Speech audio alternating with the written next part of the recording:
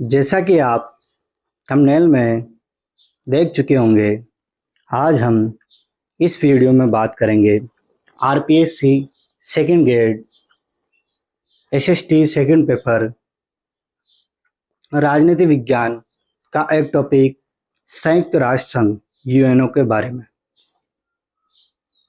संयुक्त राष्ट्र संघ की स्थापना 24 अक्टूबर 1945 को हुई। जो यूएनओ संयुक्त राष्ट्र संघ है, इसकी स्थापना 24 अक्टूबर 1945 को हुई। इसका मुख्यालय New York, USA, United state of America, संयुक्त राज्य अमेरिका में संयुक्त राष्ट्र संघ का मुख्यालय है। इसका नामकरण, जो संयुक्त राष्ट्र संघ है, इसका नामकरण फ्रैंकलिन डी रूजवेल्ट के द्वारा किया गया। प्रारंभिक सदस्य जो यूएनओ की स्थापना हुई थी, उस समय इसमें 51 देश शामिल थे। वर्तमान में 193 देश इसके सदस्य देश है। अंतिम सदस्य देश जो दक्षिणी सूडान शामिल हुआ था 2011 में, 193 नंबर का देश दक्षिणी सूडान 2011 में इसका सदस्य बना था।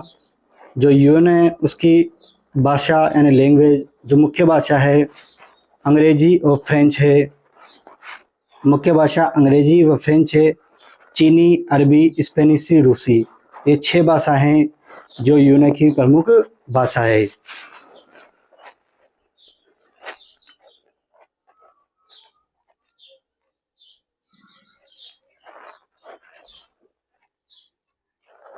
यूएन की प्रथम बैठक 10 जनवरी 1946 को लंदन में हुई।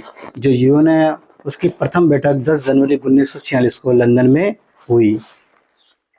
यूएनओ की स्थापना से पूर्व आयोजित सम्मेलन, जो संयुक्त राष्ट्र संघ है, उसकी स्थापना से पूर्व कौन कौन से आयोजित सम्मेलन किए गए, कौन से उनके बारे में बात करेंगे। पहला है Atlantic charter 1941। Atlantic charter 1941 UNO की गठन की दिशा में यह पहला कदम था। जो यूएनओ का गठन था, उसकी दिशा में पहला गठन था। संगठन की रूपरेखा अमेरिकी राष्ट्रपति रूजवेल्ट तथा ब्रिटिश प्रधानमंत्री चर्चिल के द्वारा रखी गई। जो यूएनओ की स्थापना है, उसके गठन की दिशा में अटलांटिक चार्टर 1941 से पहला कदम था। संगठन की रूपरेखा अमेरिका के राष्ट्रपति रूजवेल्ट तथा ब्रिटिश प्रधानमंत्री चर्चिल के द्वारा रखी गई। अमेरिकी राष्ट्रपति रूजवेल्ट के द्वारा नामकरण किया गया। जो यूएन है, इसका नामकरण अमेरिका के राष्ट्रपति रूजवेल्ट के द्वारा इसका नामकरण किया गया। मास्को सम्मेलन 1943 में USA, United state of America, संयुक्त राज्य अमेरिका, रूस, ब्रिटेन तथा चीन के विदेश मंत्रियों मास्को सम्मेलन में भागीदारी की तथा सभी देशों की सामान्य सुरक्षा के लिए संयुक्त राष्ट्र संघ की स्थापना का औपचारिक निर्णय लिया गया। जो यूएसए, रूस, ब्रिटेन तथा चीन के विदेश मंत्रियों ने मास्को, जो रूस में एक जगह है, वहां पर भागीदारी की तथा सभी देशों की सामान्य सुरक्षा के लिए संयुक्त राष्ट्र संघ की स्थापना के लिए औपचारिक निर्णय लिया गया। तेहरान सम्मेलन 1943। इस सम्मेलन में यह निर्णय लिया गया कि विश्व के सभी छोटे बड़े राष्ट्रों को संयुक्त राष्ट्र की सदस्यता प्रदान की जाएगी। जो तेहरान सम्मेलन 1943 में हुआ, उसमें यह निर्णय लिया गया कि विश्व के सभी छोटे बड़े राष्ट्रों को संयुक्त राष्ट्र की सदस्यता प्रदान की जाएगी। चौथा है डबाटन ऑक्स सम्मेलन 1944। डबाटन ऑक्स सम्मेलन, इस सम्मेलन में यह निर्णय लिया गया कि यूएनओ का कार्य केवल अंतर्राष्ट्रीय शांति तथा सुरक्षा को ही स्थापित करना नहीं होगा, अपितु यूएनओ के द्वारा आर्थिक तथा सामाजिक क्षेत्र में भी सहयोग की भूमिका अपनाई जाएगी। डबाटन ऑक्स सम्मेलन 1944 में हुआ। इस सम्मेलन में यह निर्णय लिया गया कि यूएनओ का कार्य केवल अंतर्राष्ट्रीय शांति तथा सुरक्षा को ही स्थापित करना नहीं होगा, अपितु जो यूएनओ के द्वारा आर्थिक और सामाजिक क्षेत्र में भी सहयोग की भूमिका अपनाई जाएगी। माल्टा सम्मेलन 1945, जो माल्टा सम्मेलन है वो 1945 में हुआ। इस सम्मेलन में 5 स्थायी देशों देशों को सुरक्षा परिषद की सुरक्षा प्रदान करने तथा उन्हें निषेधाधिकार वीटो का अधिकार प्रदान करने पर सहमति बनी। सैन फ्रांसिस्को सम्मेलन, जो सैन फ्रांसिस्को सम्मेलन है 26 जून 1945 को हुआ। जो सैन फ्रांसिस्को सम्मेलन है वो 26 जून 1945 को हुआ। 26 जून 1945 को 50 देशों ने यूएनओ के चार्टर पर हस्ताक्षर किए। जो सैन फ्रांसिस्को सम्मेलन है इंपॉर्टेंट है, 26 जून 1945 को हुआ। इसमें 50 देशों ने यूएनओ के चार्टर पर हस्ताक्षर किए। पोलैंड ने बाद में हस्ताक्षर किए। इस प्रकार यूएनओ के प्रारंभिक सदस्य संख्या 51 हुई। 24 अक्टूबर 1945 को यूएनओ के चार्टर को सभी देशों ने अनुमोदित कर दिया तथा चार्टर को लागू कर दिया गया। भारत की ओर से इस सम्मेलन में रामास्वामी मुदलियार, कृष्णमाचारी तथा फिरोज खान नून के द्वारा भागीदारी की गई थी। यानी भारत के द्वारा इस सम्मेलन में रामास्वामी मुदलियार, कृष्णमाचारी तथा फिरोज खान नून के द्वारा भाग लिया गया था। भारत यूएनओ का प्रारंभिक सदस्य है तथा 30 अक्टूबर 1945 को भारत यूएनओ में विधिवत रूप से शामिल हुआ। भारत यूएनओ का प्रारंभिक सदस्य है और तथा भारत 30 अक्टूबर 1945 को भारत यूएनओ में विधिवत रूप से शामिल हुआ। यानी कानूनी रूप से भारत 30 अक्टूबर 1945 को यूएनओ में शामिल हुआ।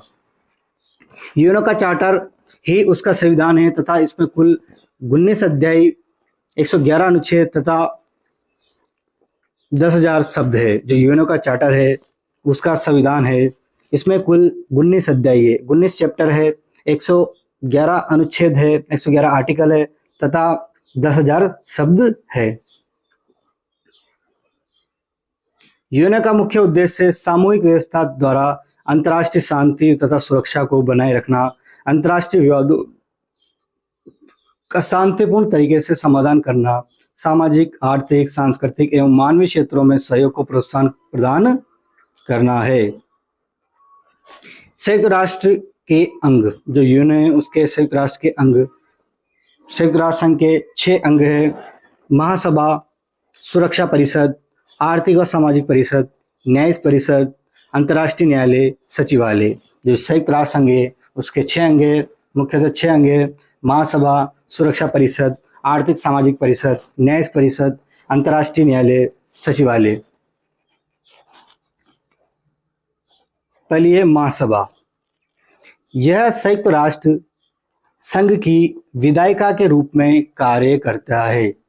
जो महासभा है यूएनओ की संयुक्त राष्ट्र संघ की विधायिका के रूप में कार्य करता है तथा यूएनओ को सभी सदस्य महासभा के सदस्य होते हैं। जो यूएनओ के सभी सदस्य होते हैं वो सभी सदस्य महासभा के सदस्य होते हैं। इसमें सभी देशों को समानता के अधिकार पर प्रतिनिधित्व प्राप्त है। जिसमें यूएनओ के सभी देश है उनको समानता के आधार पर, इक्वलिटी के आधार पर सभी देशों को प्रतिनिधित्व प्राप्त है। इसमें प्रत्येक देश 5 प्रतिनिधि भेजता है परंतु उनका मत एक होता है। जो यूएनओ की महासभा है इसमें प्रत्येक देश अपने 5 प्रतिनिधि भेजता है परंतु उनका जो मत होता है वह एक होता है। सुमा ने महासभा को संसार की नगर सभा के रूप में संज्ञा दी है। जो सुमा है उन्होंने महासभा को संसार की नगर सभा के रूप में संज्ञा दी है। वार्डेनबर्ग ने महासभा को विश्व की लघु संसद माना है। वार्डेनबर्ग के द्वारा जो महासभा है उसे विश्व की लघु संसद माना है। महासभा का नियमित सत्र हर वर्ष सितंबर माह के तीसरे मंगलवार से प्रारंभ होकर मध्य दिसंबर तक चलता है। जो महासभा का नियमित सत्र हर वर्ष सितंबर माह के तीसरे मंगलवार से प्रारंभ होकर मध्य दिसंबर तक चलता है। महासभा प्रत्येक नियमित सत्र के आरंभ में एक अध्यक्ष, 21 उपाध्यक्ष का चयन करती है। जो महासभा है वो प्रत्येक नियमित सत्र के आरंभ में एक अध्यक्ष से 21 उपाध्यक्ष का चयन करती है। महासभा के 8वें अधिवेशन की अध्यक्षता भारत की विजयलक्ष्मी पंडित के द्वारा की गई थी। जो महासभा है उसके 8वें अधिवेशन की अध्यक्षता भारत की जो महिला विजयलक्ष्मी पंडित के द्वारा की गई थी। महासभा के 8वें अधिवेशन की अध्यक्षता भारत की विजयलक्ष्मी पंडित के द्वारा की गई थी। महासभा के द्वारा अपने समस्त कार्यों का संचालन 6 समितियों के माध्यम से किया जाता है। जो महासभा है उसके महासभा के द्वारा अपने समस्त जो कार्य है उसका संचालन 6 समितियों के माध्यम से किया जाता है। पहली है राजनीति तथा सुरक्षा समिति, आर्थिक तथा वित्त समिति, सामाजिक तथा मानवीय एवं सांस्कृतिक समिति, न्यास समिति, प्रशासनिक तथा बजट समिति, कानूनी समिति। ये 6 समितियां होती है जिनके माध्यम से महासभा का कार्य संचालन होता है। कार्य भूमिका, जो महासभा का क्या कार्य है, क्या भूमिका है यूएनओ में। निर्वाचन संबंधी कार्य करती है महासभा, संशोधन संबंधी कार्य करती है, बजट निर्माण संबंधी कार्य करती है, अन्य अंगों का निरीक्षण करती है और अन्य कार्य। तो पहला कार्य महासभा का निर्वाचन संबंधी कार्य। महासभा का सबसे मुख्य कार्य या उसके द्वारा सुरक्षा परिषद के 10 अस्थायी सदस्यों का निर्वाचन किया जाएगा। जो महासभा है उसका सबसे प्रमुख कार्य है सुरक्षा परिषद के 10 अस्थायी सदस्यों का निर्वाचन किया जाएगा। आर्थिक व सामाजिक परिषद के सदस्यों का निर्वाचन, इसके द्वारा सुरक्षा परिषद की सिफारिश पर अंतर्राष्ट्रीय न्यायालय के न्यायाधीशों का निर्वाचन करना। सुरक्षा परिषद की सिफारिश पर संयुक्त राष्ट्र संघ के महासचिव का निर्वाचन भी महासभा के द्वारा किया जाएगा। सुरक्षा परिषद की सिफारिश पर नए देशों को संयुक्त राष्ट्र संघ की सदस्यता प्रदान करना अथवा निलंबन करना, ये भी महासभा का कार्य, ये निर्वाचन का कार्य है। संयुक्त राष्ट्र संघ के बजट का निर्माण करना, यह भी महासभा का कार्य है। संयुक्त राष्ट्र संघ के चार्टर में संशोधन करना। महासभा के द्वारा संयुक्त राष्ट्र के अन्य अंगों का निरीक्षण भी किया जाता है। जो महासभा है उसके द्वारा संयुक्त राष्ट्र संघ के अन्य अंगों के निरीक्षण का कार्य भी महासभा के द्वारा किया जाता है। छोटी असेंबली 13 नवंबर 1947 को यह महासभा से छोटी तथा सदा अधिवेशन में बनी रहने वाली संस्था है। यह महासभा का सामान्य अधिवेशन नहीं होने की स्थिति में उसके अधिकार क्षेत्र में आने वाले प्रश्नों पर विचार करती है। जो छोटी असेंबली है 13 नवंबर 1947 को बनाई। यह महासभा से छोटी तथा सदा अधिवेशन में नहीं बनी रहने वाली संस्था है। यह महासभा का सामान्य अधिवेशन नहीं होने पर की स्थिति में उसके अधिकार क्षेत्र में आने वाले प्रश्नों पर विचार करती है। शांति के लिए एकता का प्रस्ताव 3 नवंबर 1950 को यह प्रस्ताव पारित किया गया, जिसके अंतर्गत महासभा को सामूहिक कार्यवाही तथा सेना की सिफारिश का अधिकार प्राप्त हो गया। शांति के लिए एकता का प्रस्ताव 30 नवंबर 1950 को यह प्रस्ताव पारित किया गया, जिसके अंतर्गत महासभा को सामूहिक कार्यवाही तथा सेना की सिफारिश का अधिकार प्राप्त हो गया। एजेंडा 2030 संयुक्त राष्ट्र महासभा के 70वें सत्र एजेंडा 2030 के लक्ष्य 2015 में अपनाया गया, जो कि सहस्राब्दी विकास लक्ष्य के स्थान पर को ग्रहण करेगा। इसके अंतर्गत कुल 17 लक्ष्य निर्धारित किए गए। जो SDG इंडेक्स है उसके द्वारा 17 लक्ष्य निर्धारित किए गए, जिनकी जो प्राप्ति है 2030 तक की जानी है। सुरक्षा परिषद, जो महासभा का दूसरा अंग है सुरक्षा परिषद, सिक्योरिटी काउंसिल।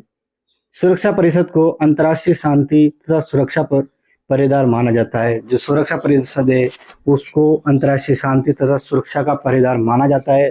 यह संयुक्त राष्ट्र संघ का हृदय है, इसे संयुक्त राष्ट्र संघ का हृदय भी कहा जाता है एवं संपूर्ण विश्व में शांति तथा सुरक्षा का दायित्व सुरक्षा परिषद का ही माना जाता है। डेविड कुशमैन ने सुरक्षा परिषद को दुनिया का पुलिसमैन की संज्ञा दी है।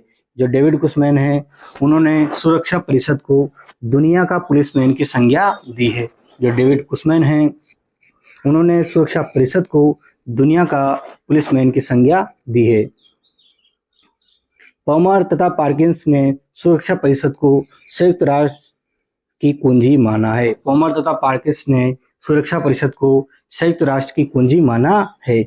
सुरक्षा परिषद में प्रारंभ में 5 स्थायी सदस्य तथा 6 अस्थायी सदस्य होते हैं। जो सुरक्षा परिषद है उसमें प्रारंभ में 5 तो स्थायी सदस्य तथा 6 अस्थायी सदस्य होते हैं, किंतु 1965 से अस्थायी सदस्यों की संख्या को बढ़ाकर 10 कर दी गई अर्थात वर्तमान में सुरक्षा परिषद की संख्या 15 है।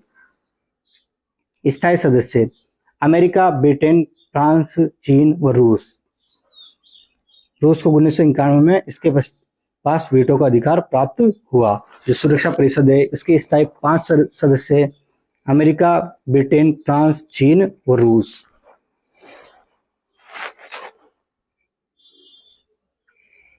अर्थात सुरक्षा परिषद में किसी भी प्रस्ताव को पारित करने के लिए 5 स्थायी सदस्यों की सहमति आवश्यक है। जो 5 स्थायी सदस्य है इनके पास वीटो पावर है, इनके कोई भी प्रस्ताव पारित करना रहता है तो इन 5 सदस्यों की सहमति आवश्यक है। एवं एक भी सदस्य के द्वारा असहमति व्यक्त करने पर प्रस्ताव को खारिज हो जाता है। यानी एक भी सदस्य के द्वारा प्रस्ताव को अव्यक्त करने पर प्रस्ताव खारिज हो जाता है। भारत में सुरक्षा परिषद की स्थायी सदस्यता को प्राप्त करने के लिए अपनी दावेदारी रहता है तथा भारत ने इसके लिए एक संगठन G4 Bharat, Japan, Germany, Brazil का गठन किया है, जिसका विरोध में कॉफी क्लब का निर्माण किया गया है। भारत ने सुरक्षा परिषद में स्थायी सदस्य प्राप्त करने के लिए एक संगठन बनाया G4, जिसमें भारत, जापान, जर्मनी, ब्राजील 4 देश शामिल है, जिसका विरोध में कॉफी क्लब का निर्माण किया गया है, जिसमें पाकिस्तान, इटली, स्पेन, कनाडा और एक मेक्सिको आदि देश शामिल है, जो चाहते हैं कि भारत इसका अस्थायी सदस्य ना हो। अस्थायी सदस्य इनकी संख्या 10 है। इनका चुनाव महासभा के द्वारा 2 वर्ष के लिए किया जाता है एवं जिस देश का कार्यकाल समाप्त हो जाता है उसे पुनः अभी साल निर्वाचन होने का अधिकार नहीं होता है। 1 जनवरी 2021 को भारत के 8वीं बार अस्थायी सदस्य बना है। 1 जनवरी 2021 को भारत 8वीं बार अस्थायी सदस्य बना है सुरक्षा परिषद का, जिसका कार्यकाल 21 दिसंबर 2021 को समाप्त होगा। इसके पूर्व भारत में 1950 से 21, 1967 से 68, 1972 से 75, 1977 से 78, 1984 से 85, 1991 से 92, 2011 से 12 में सुरक्षा परिषद का अस्थायी सदस्य रह चुका है भारत। कार्य प्रणाली सुरक्षा परिषद यूएन का निरंतर कार्य करने वाला निकाय है तथा यह स्थायी रूप से सत्र में बना रहता है। इसकी सामान्यतः बैठक 14 दिनों में एक बार होती है। जो इसकी बैठक होती है सामान्यतः 14 दिनों में एक बार होती है, परंतु अंतर्राष्ट्रीय शांति तथा सुरक्षा को खतरा पहुंचाने की स्थिति में 24 घंटे के भीतर उसका आपात बैठक में बुलाया जा सकता है। यानी 24 घंटे के अंदर आपात बैठक को बुलाया जा सकता है। सुरक्षा परिषद का मुख्य कार्य अंतर्राष्ट्रीय शांति तथा सुरक्षा को बनाए रखना है। जो सुरक्षा परिषद है उसका मुख्य कार्य अंतर्राष्ट्रीय शांति सुरक्षा को बनाए रखना है। इस हेतु इसके द्वारा वार्ता, मध्यस्थता, आर्थिक प्रतिबंध तथा अंतिम हथियार के रूप में सैन्य कार्रवाई की जाती है। इसके पास स्वयं की कोई सेना नहीं होती है तथा सभी देश इसे मिलकर सैन्य सहयोग प्रदान करते हैं। यूएन की सैन्य कार्रवाई ब्लू हेलमेट या नीला टोपा के नाम से भी जानी जाती है। इसके अलावा सुरक्षा परिषद महासचिव के निर्वाचन, अंतर्राष्ट्रीय न्यायालय के न्यायाधीशों का निर्वाचन, किसी भी नए देश को संयुक्त राष्ट्र की सदस्यता प्रदान करने अथवा उसकी सदस्यता को संयुक्त राष्ट्र से निलंबित करने में महासभा की सिफारिश प्रदान करता है। आर्थिक व सामाजिक परिषद अंतर्राष्ट्रीय शांति केवल राजनीतिक विवादों के समाधानों पर निर्भर नहीं है, अपितु आर्थिक, सामाजिक तथा उसके संबंधित अन्य समस्याओं के समाधान तथा उस संबंध में उचित तथा प्रभावपूर्ण कार्यवाही पर निर्भर होती है। इसी को लेकर संयुक्त राष्ट्र संघ में आर्थिक व सामाजिक परिषद का गठन किया गया है। इसके अंतर्गत कुल 54 सदस्य होते हैं। जो आर्थिक सामाजिक परिषद है इसके अंतर्गत कुल 54 सदस्य होते हैं, परंतु इसके 1/3 सदस्य प्रतिवर्ष पदमुक्त होते रहते हैं। यह एक स्थायी संस्था है। इसके सदस्यों का चुनाव महासभा के द्वारा 3 वर्ष के लिए किया जाता है। इसका मुख्य कार्य सामाजिक आर्थिक विकास करना तथा यह विकासशील देशों के आर्थिक तथा सामाजिक उत्थान पर बल देता है। यह अपना कार्य सहायक संस्थाओं, आयोगों तथा समितियों के माध्यम से करता है। न्याय परिषद चौथांगीय न्याय परिषद। द्वितीय विश्व युद्ध के बाद जो राज्य अपना प्रशासन करने में सक्षम नहीं थे, उन पर प्रशासन के लिए न्याय परिषद की स्थापना की गई थी। ऐसे पराधीन क्षेत्रों में जहां के लोग अभी भी पूरी स्वशासन प्राप्त नहीं कर सके, न्याय पद्धति का सिद्धांत लागू किया गया। इसने राष्ट्र संघ की मैंडेट व्यवस्था के स्थान पर न्याय पद्धति को ग्रहण किया गया था। 1994 में पलाव की स्वतंत्रता के साथ ही न्याय परिषद ने कार्य करना बंद कर दिया तथा वर्तमान में सभी देश अपना प्रशासन स्वयं चलाने में समर्थ हैं। यह अंग वर्तमान में सक्रिय नहीं है। जो न्याय परिषद है, यह अंग वर्तमान में सक्रिय नहीं है। अंतर्राष्ट्रीय न्यायालय, पांचवा अंग है अंतर्राष्ट्रीय न्यायालय। इसकी स्थापना 3 अप्रैल 1946 को द हेग नीदरलैंड में है। इसका मुख्यालय, अंतर्राष्ट्रीय न्यायालय का मुख्यालय द हेग नीदरलैंड में है, हुई, जो कि अंतर्राष्ट्रीय राजनीति में राज्यों के मध्य वैधानिक विवादों का समाधान करता है। अंतर्राष्ट्रीय न्यायालय में 15 न्यायाधीश होते हैं, जिनका चुनाव सुरक्षा परिषद की सिफारिश पर महासभा के द्वारा 9 वर्ष के लिए किया जाता है। ये न्यायाधीश अपने में से ही एक सहमति तथा उपसभापति को 3 वर्ष के लिए चुनते हैं तथा हर 3 वर्ष बाद 5 न्यायाधीश से निवृत्ति हो जाते हैं। अंतर्राष्ट्रीय न्यायालय में गणपूर्ति कोरम 9 रखी गई है तथा न्यायालय के सभी निर्णय बहुमत के लिए जाते हैं। अंतर्राष्ट्रीय न्यायालय में वादी तथा प्रतिवादी केवल राष्ट्र हो सकते हैं, व्यक्ति नहीं, तथा न्यायालय का निर्णय अंतिम होता है जिसके विरुद्ध अपील नहीं की जा सकती। इसका मुख्य उद्देश्य अंतर्राष्ट्रीय विद्युत समस्याओं तथा विवादों का समाधान करता है। इसके क्षेत्राधिकार को 3 भागों में विभाजित किया जा सकता है: ऐच्छिक क्षेत्राधिकार, अनिवार्य क्षेत्राधिकार, परामर्श क्षेत्राधिकार। ऐच्छिक क्षेत्राधिकार, इसके अंतर्गत न्यायालय उन सभी मामलों पर विचार कर सकता है जिनको संबंधित राज्य न्यायालय के समक्ष प्रस्तुत करना चाहे, जैसे सीमा विवाद, जल विवाद आदि। अनिवार्य क्षेत्राधिकार, इसके अंतर्गत अंतर्राष्ट्रीय संधियों की व्याख्या, अंतर्राष्ट्रीय कानून संबंधी प्रश्न, अंतर्राष्ट्रीय विधि के उल्लंघन पर क्षतिपूर्ति आदि में शामिल किया जा सकता है। परामर्शदात्री क्षेत्राधिकार, महासभा की सुरक्षा परिषद एवं संयुक्त राष्ट्र के दूसरे अंग तथा अभिकरण इनके अधिकार क्षेत्र में उठने वाले कानूनी प्रश्नों पर न्यायालय का परामर्श प्राप्त कर सकते हैं। इसका परामर्श केवल सलाहकारी होता है, जिसे मानने के लिए किसी भी संस्था को बाध्य नहीं किया जा सकता। भारत की ओर से BN राव का और IS Pathak, doctor Nagendra Singh का तथा वर्तमान में दलवीर भंडारी अंतर्राष्ट्रीय न्यायालय में न्यायाधीश के रूप में कार्यरत एकमात्र मुख्य न्यायाधीश यूएन में हैं।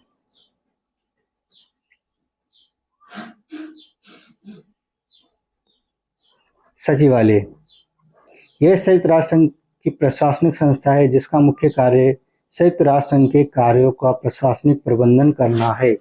सचिवालय, यह संयुक्त राष्ट्र संघ की प्रशासनिक संस्था है जिसका मुख्य कार्य संयुक्त राष्ट्र संघ के कार्यों का प्रशासनिक प्रबंधन करना है।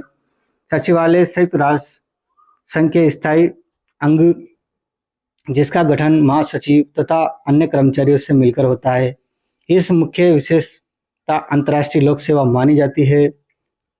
महासचिव का निर्वाचन सुरक्षा परिषद की सिफारिश पर महासभा के द्वारा 5 वर्ष के लिए किया जाता है एवं इसकी दोबारा पुनर्नियुक्ति की जा सकती है। संपूर्ण सचिवालय के प्रशासन पर यूएन के प्रतिनिधित्व की भूमिका महासचिव के द्वारा निभाई जाती है।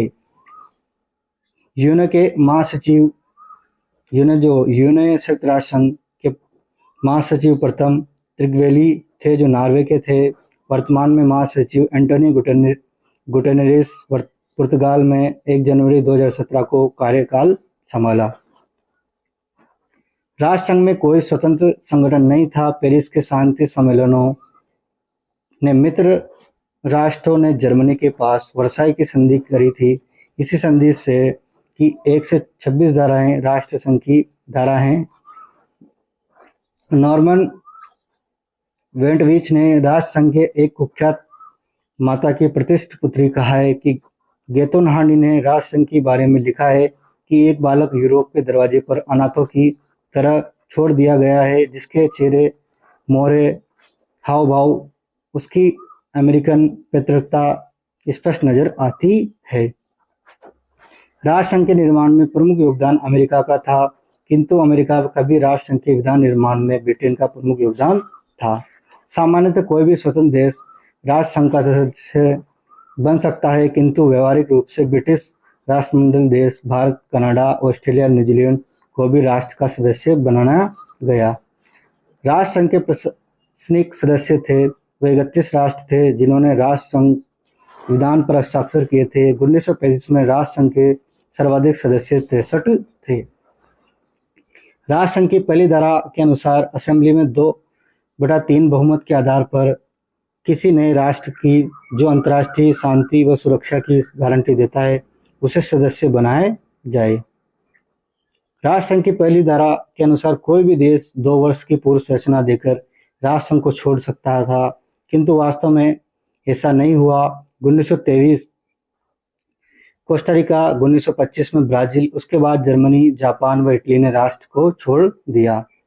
लेनिन ने राष्ट्रसंघ को डाकुओं का संगठन कहा। रूस राष्ट्रसंघ को अपने विरुद्ध पूंजीपति देशों द्वारा बनाया गया राष्ट्रसंघ मानता था। राष्ट्रसंघ की सफलता में सर्वाधिक योगदान रूस ने दिया था। जो राष्ट्रसंघ है उसकी सफलता में सर्वाधिक योगदान रूस ने दिया। रूस की एकमात्र देश था जिसे राष्ट्रसंघ ने निकालने का कार्य किया था। राष्ट्रसंघ के अंग। राष्ट्रसंघ विधान की दूसरी धारा के अनुसार 3 अंग थे: असेंबली, कौंसिल, सचिवालय। अंतर्राष्ट्रीय श्रम व अंतर्राष्ट्रीय न्यायालय भी राष्ट्रसंघ के अंग थे, किंतु इसके बाद में गठन हुआ। असेंबली सभी सदस्य राष्ट्रसंघ के सदस्य थे। प्रत्येक राष्ट्र अपने 3 सदस्य भेज सकता था, किंतु किसी भी विषय पर मतदान की आवश्यकता पड़े तो वहां एक मत माना जाएगा। असेंबली ने अधिकांश बातों पर निर्णय करते हुए समय मतैक्य का नियमन अपनाया। प्रत्येक वर्ष सितंबर माह में असेंबली का अधिवेशन होता था। राष्ट्रसंघ की तीसरी धारा के अनुसार असेंबली उसका सदस्य राष्ट्रों का ध्यान उन परिस्थितियों और आकर्षित कर सकती है जिसके कारण अंतर्राष्ट्रीय शांति और खतरा उत्पन्न हो सकता है। यदि कौंसिल किसी विवाद को हल नहीं कर पाती है तो असेंबली किसी विवाद पर चर्चा कर सकती है। कौंसिल स्थायी सदस्य यूएसए, ब्रिटेन, फ्रांस, इटली व जापान। राष्ट्रसंघ विधान के अनुसार अमेरिका का नाम कौंसिल के स्थायी सदस्यों में रखा गया था, किंतु वास्तव में यूएसए के कौंसिल का सदस्य नहीं बना है। अस्थायी सदस्य बेल्जियम, ब्राजील, यूनान व स्पेन। प्रत्येक वर्ष मई, जुलाई व सितंबर माह के कौंसिल अधिवेशन होने थे। सचिवालय इसे राष्ट्र का कार्यालय भी कहा जाता है। जो सचिवालय इसे राष्ट्र का कार्यालय भी कहा जाता है।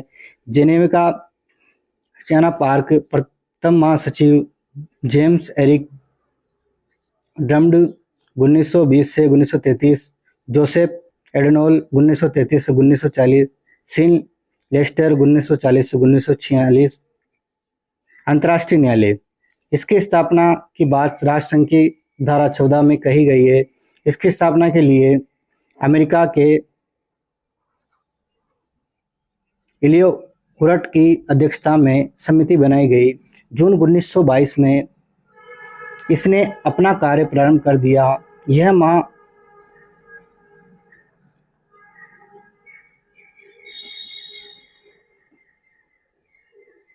महासभा का एकमात्र अंग था जिसको यूएनओ ने जो का त्यों स्वीकार किया। अंतर्राष्ट्रीय श्रम संघ इस संगठन का कार्यालय जेनेवा में था, किंतु जैसे ही द्वितीय विश्व युद्ध प्रारंभ हुआ इसका कार्यालय टोरंटो, कनाडा में ले जाया गया। यद्यपि अमेरिका राष्ट्रसंघ का सदस्य नहीं था, किंतु अंतर्राष्ट्रीय श्रम संघ का सदस्य था। तो रूस इस संगठन को अपने विरुद्ध पूंजीपति देशों के द्वारा बनाए गए संगठन के रूप में देखता था। राष्ट्रसंघ के उद्देश्य पेरिस के शांति सम्मेलन के नियम व उपनियम लागू करवाना, सार्वजनिक हितों के कार्य करवाना। प्रथम विश्व युद्ध के बाद राष्ट्रसंघ के नेतृत्व में अमेरिका के डॉक्टर नॉनसेन ने शरणार्थियों की समस्या को सुलझाने का कार्य किए, युद्धों को रोकना और शांति स्थापना के लिए प्रयास करना। राष्ट्रसंघ में शांति स्थापित करने वाली धाराएं जो राष्ट्रसंघ है उसमें शांति स्थापित करने वाली धारा है। 8वीं धारा में सदस्यों को राष्ट्र संघ को निशस्त्रीकरण की बात कही गई है। 10वीं धारा इस बात में प्रसिद्ध सामूहिक सुरक्षा का सिद्धांत मिलता है। इस धारा को राष्ट्रीय संघ के सहमति पत्र का हृदय भी कहा जाता है। 11 से 14 धारा इन धाराओं को युद्धों को रोकने के उपाय के बाद 16वीं धारा इस धारा में आक्रमणकारी देश को विरुद्ध आर्थिक प्रतिबंध लगाने की बात। 18वीं धारा में इस धारा में कहा गया है कि सदस्य राष्ट्र किसी भी अन्य राष्ट्र संधि करते हैं तो उसे राष्ट्र संघ में रजिस्टर करवाना प्रसिद्ध है। प्रथम विश्व युद्ध के कारण गुप्त संध्या सैन्यवाद व सशस्त्रीकरण में राष्ट्र ने इसको रोकने का प्रयास किया था। राष्ट्र संघ के अन्य कार्य संरक्षण प्रणाली मैकडेट सिस्टम। राष्ट्र संघ में अफ्रीका के जनरल स्मार्टस प्रयासों से राष्ट्र संघ की 22वीं धारा का उल्लेख। प्रथम विश्व युद्ध में पराजित धुरी राष्ट्र के उपनिवेश छीन लिए। राष्ट्र संघ ने इन उपनिवेशों को शासन चलाने के लिए मित्र राष्ट्रों को सौंपा।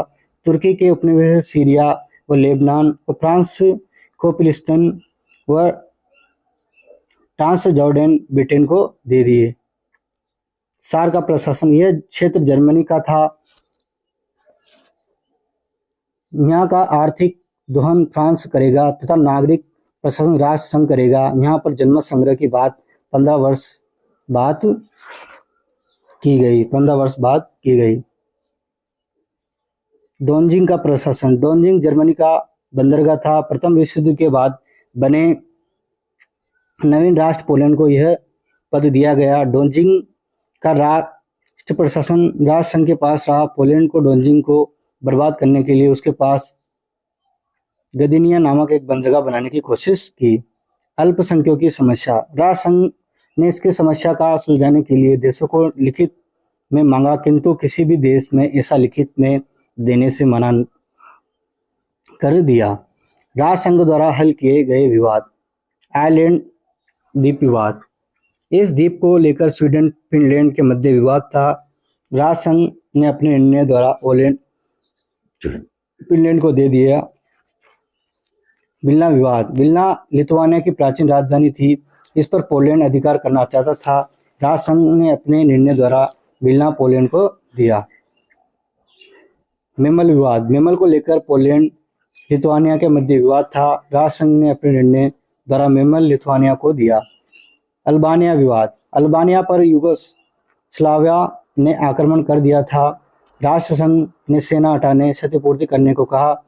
युगोस्लाविया। कोपू विवाद। यह यूनान का क्षेत्र है। इस पर इटली ने आक्रमण कर दिया। राष्ट्र संघ ने कहने पर इटली ने सेना हटा ली। ग्रीस बल्गेरिया विवाद। ग्रीस ने बल्गेरिया पर आक्रमण कर दिया। राष्ट्र संघ ने ग्रीस को सेना हटाने के लिए कहा। साइलेसिया विवाद। इस क्षेत्र को लेकर पोलैंड व जर्मनी में विवाद था। राष्ट्र संघ ने साइलेसिया का विभाजन दोनों देशों में कर दिया। राष्ट्र संघ के पतन से संबंधित विवाद। अबिसिनिया इथोपिया विवाद। इथोपिया अफ्रीका में था। इटली पर इस पर अधिकार करना चाहता था। दिसंबर 1934 में इटली ने इस पर आक्रमण कर दिया। इथोपिया विवाद को ब्रिटेन यूनिकी में उठाया। 16 धारा के अनुसार यूनिकी इटली पर आर्थिक प्रतिबंध लगाए। ब्रिटेन के मंत्री सैमुअल होर को डर लगा कि इटली ब्रिटेन पर आक्रमण कर सकता है। होर ने फ्रांस के विदेश मंत्री लावान के साथ समझौता किया, जिसके अनुसार इटली पर लगे आर्थिक प्रतिबंधों को ढीले करने थे। होर लावान समझौते से प्रेरित होकर इटली के पूरे इथोपिया को अधिकार कर लिया। मंचूरिया विवाद। मंचूरिया चीन का क्षेत्र था। मंचूरिया 1905 में जापान के पास यह 25 वर्ष के पर चला गया। 1930 में जापान को मंचूरिया खाली करना था, किंतु इसने यह आक्रमण कर दिया। राष्ट्र संघ ने इस विवाद को हल करने के लिए लिटन आयोग बनाया। इस आयोग ने भी जापान को आक्रमणकारी बताया। जापान ने राष्ट्रसंघ को छोड़ दिया किंतु मंचूरिया से सेना नहीं हटाई। स्पेन का गृह युद्ध 1936 से 1939, इस युद्ध को छोटा द्वितीय युद्ध कहा जाता है। स्पेन ने जनरल फ्रांडो ने गणतंत्र सरकार का पतन कर दिया। राष्ट्रसंघ के सदस्य ब्रिटेन और फ्रांस ने मामले को तटस्थ रहने की सोची। फ्रांको को जर्मनी, हिटलर व इटली का मुसोलिनी समर्थक दे रहा था। रूस एकमात्र देश था जिसने स्पेन की डेमोक्रेसी सरकार को बचाने का प्रयास किया। राष्ट्रसंघ के पतन के कारण वर्साई की संधि सबसे प्रमुख कारण है। राष्ट्रसंघ के पतन का कारण अमेरिका का असहयोग, ब्रिटेन व फ्रांस की तुष्टीकरण की नीति, तानाशाहों का उत्कर्ष, राष्ट्रसंघ के सिद्धांतों पर सदस्य राष्ट्रों का विश्वास न होना, स्वयं की सेना न होना व आर्थिक स्थिति के लिए सदस्य राष्ट्रों पर निर्भर। जय हिंद, जय भारत। अगर वीडियो पसंद आए तो वीडियो को लाइक करें, कमेंट करें और चैनल को सब्सक्राइब करें। वीडियो को ज़्यादा से ज़्यादा शेयर करें।